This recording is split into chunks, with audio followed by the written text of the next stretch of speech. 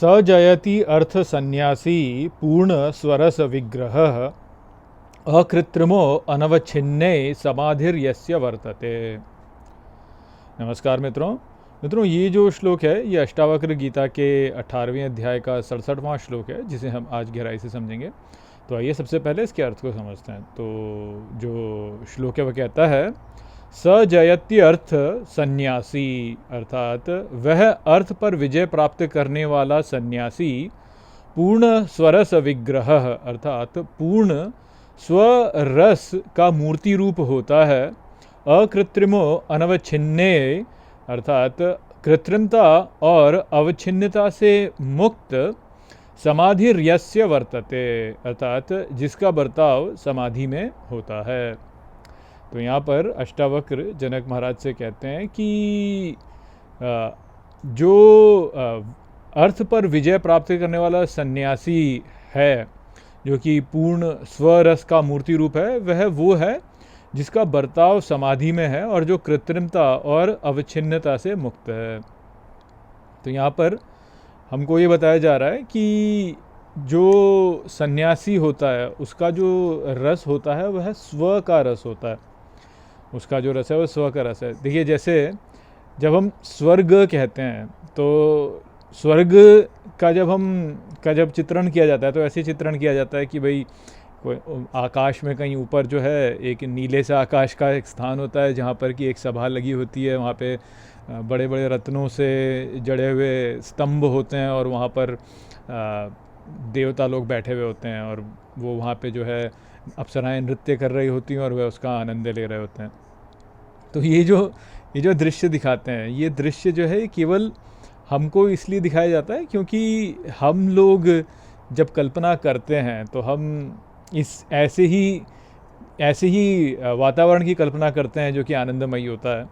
तो इसलिए जो है वो उसको दिखाया उस प्रकार जाता है। किंतु स्वर्ग, यदि आप उस शब्द को देखें तो उसमें क्या है, उसमें स्व और ग है। स्वह ग, अर्थात ग क्या होता है, ग यानी जाना, गति जैसे कहते हैं ना, गति या जो गतिमान है वह ग है। जैसे गणेश जी हैं तो वो गणेश जी जो है वो क्या है, वह सभी बाधाओं को तोड़ देने वाले हैं। तो इसलिए उनका जो बीज अक्षर हो क्या है, गम। क्यों? क्योंकि वह गतिमान हो जाते हैं, चलते हैं। जैसे चलना जो चलेगा, रुकेगा नहीं जो, तो वो गति है। तो वो जो ग है वो वहाँ है। और स्व क्या है कि स्व, तो स्व की गति जो है वह स्वर्ग है। तो स्वर्ग इस प्रकार से है। अब वो धीरे धीरे उस शब्द का जो है इतना उसमें विकृति आ गई कि लोग जो है उसको अब इस प्रकार से सोचते हैं कि भाई हाँ, स्वर्ग जो है वो एक ऐसा स्थान है जहाँ पर कि लोग जो है भोग विलास कर रहे हैं बहुत अधिक। परंतु स्वर्ग का जो वास्तविक अर्थ है वो वही है, स्व ग, कि स्व में पुनः चले जाना। तो जब हम मृत्यु को प्राप्त होते हैं तो जो हमारा विलय होता है वह स्व में ही होता है। अब ये अलग बात है कि वह कितने समय के लिए रहे, वह एक अलग विषय है। होता यही कि जिसने बहुत पाप किए होते हैं वह इस स्व अवस्था को अनुभव ही नहीं कर पाता। इतनी शीघ्रता से उसकी जो है गति जो है वहाँ से हटकर कहीं और चली जाती है।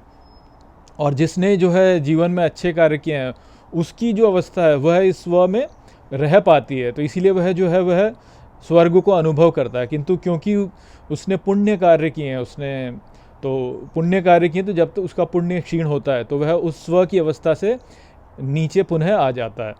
तो ये वास्तविकता है बात की। परंतु इसको जो है दृश्य दिखाया अलग तरीके से चला जाता है। क्योंकि हम जब आनंद को के विषय में सोचते हैं तो हम ये सोच ही नहीं पाते हैं कि भाई स्वयं के अंदर ही आनंद है। तो स्वरस जो यहाँ पे बोला है वो वाला रस है, वो आत्मा का आनंद जिसे कहते हैं, या अपना स्वयं का आनंद। इसको व्यक्ति तभी अनुभव कर सकता है जब वह देखिए, जब प्रगाढ़ निद्रा से व्यक्ति उठता है, जब सुबह उठते समय जब आप बिस्तर में पड़े हुए हैं और लौट रहे हैं वास्तव में, तो वो एक शांति का अनुभव करते हैं ना, थोड़े से समय के लिए शांति का अनुभव करते हैं हम। यदि आप मान लीजिए कि फ्राइडे नाइट है या वीकेंड है आपका, वीकेंड से जस्ट पहले सैटरडे मॉर्निंग जब आप सुबह उठते हैं तो आपको किसी कार्य की चिंता नहीं है और आपको कुछ करना नहीं है वास्तव में। आपको पता है कि पूरे दिन मेरे को कुछ कार्य ऐसा है नहीं जो करने को है।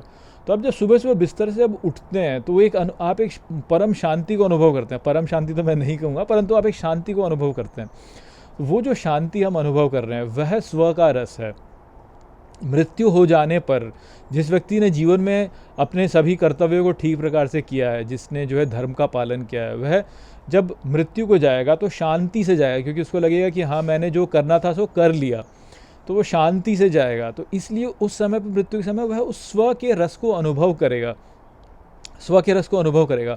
और जिसने जीवन में बहुत ही बुरे बुरे कार्य किए हैं उसका मन अशांत होगा, तो जब वह मरेगा तो उस समय पे वह उस स्व के रस को अनुभव नहीं कर पाएगा, क्योंकि उसका मन अशांत होगा। तो मृत्यु के समय यदि शांत है मन तो स्व के रस को अनुभव करेगा, यदि शांत नहीं है तो उस स्व के रस को अनुभव नहीं कर पाएगा। तो वह ही वास्तव में स्वर्ग है। और जो उसको नहीं अनुभव कर पाता और वो भय में मृत्यु को प्राप्त करता है वह नरक को जाता है, वह ही नरक है वास्तव में।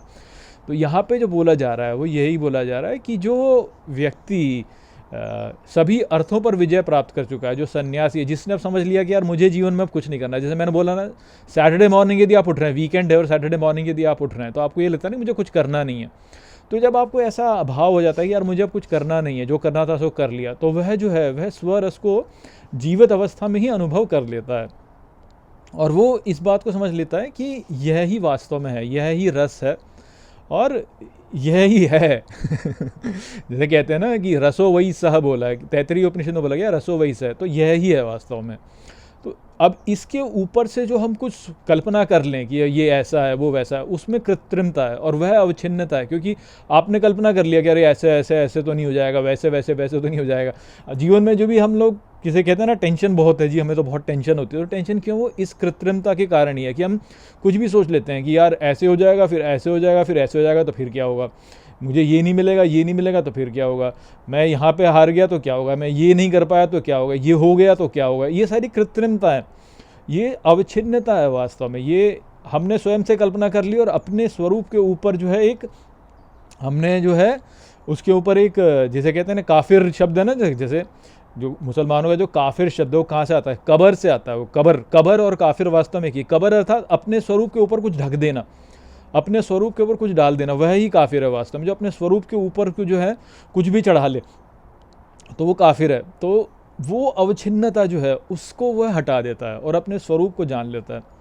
तो वो फिर समाधि में ही अवस्थित हो जाता है। समाधि जो है वो केवल वो वाली बात नहीं है। समाधि शब्द को सोचिए, सम आधि, सम अर्थात समता में रहना, आधि अर्थात तो उस अवस्था में ही स्थित रहना, तो सम अवस्था में ही स्थित रहना।